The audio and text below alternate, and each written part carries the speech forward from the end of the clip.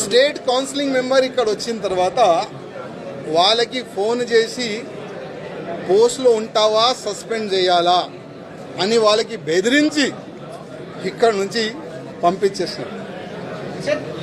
ముగ్గురు మా ఎంబడి వచ్చినారు, ఆ ముగ్గురే సైన్లు పెట్టినారు. ఇంకా దాదాపు 7 మెంబర్స్ సైన్ కావాలి. 10 మెంబర్స్ సంతకం చేసిన తర్వాతనే మనం ఈ ఫామ్కి మనం సబ్మిట్ చేయొచ్చు.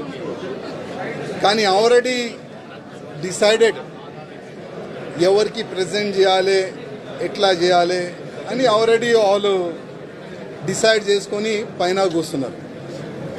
కానీ ఇవాళ కిషన్ రెడ్డి గారికి, అదేవిధంగా కేంద్ర మంత్రి వచ్చిన మేడం గారికి లిఖిత రూపంలో ఒక లెటర్ నేను ఇస్తున్నాను.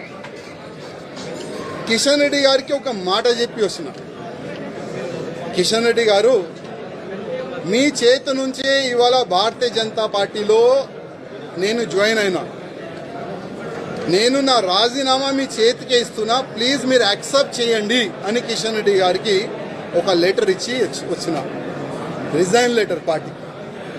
ఆ రిజైన్ లెటర్లో కింద ఒక మ్యాటర్ ఇది కూడా రాసిన, కిషన్ రెడ్డి గారు పార్టీకి నేను రాజీనామా ఇస్తున్నాను, మీరు మీ లెటర్లో స్పీకర్ గారు కూడా పంపించేసేయండి. రాజాసింగ్ ఇప్పుడు పార్టీ సింబల్ నుంచి గెలిచిండు, రాజాసింగ్ ఇప్పుడు బీజేపీ ఎమ్మెల్యే కాదు, ఆయనకి సస్పెండ్ చేయనని స్పీకర్ కూడా ఒక లెటర్ రాసిస్తే నేను దానికి సపోర్ట్ చేస్తాను. ఎందుకంటే పార్టీ సింబల్ తోని గెలిచిన తర్వాత, పార్టీకి రిజైన్ ఇచ్చిన తర్వాత పార్టీలో అంటే పార్టీ బీజేపీ ఎమ్మెల్యే ఉండకూడదు కదా అని ఆ విధంగా ఒక లెటర్ మా కిషన్ రెడ్డి గారికి ఇచ్చి వస్తున్నాడు. దురదృష్టం ఏంటంటే 2014 నుంచి ఎన్ని ఇబ్బందులు భరించి ఇక్కడి వరకు వస్తున్నానంటే మా మీడియా మిత్రులకి కొంతమందికి తెలుసు.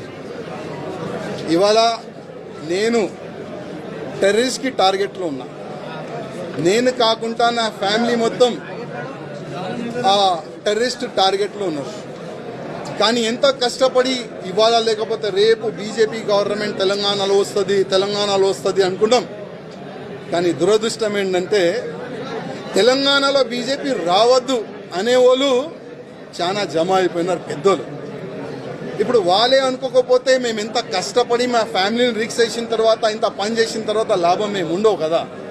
అందుకోసం అయ్యా మీ పార్టీకి దండం, మీకు దండం అని ఒక లవ్ లెటర్ ఇచ్చి వెళ్తున్నాం. జై శ్రీరామ్.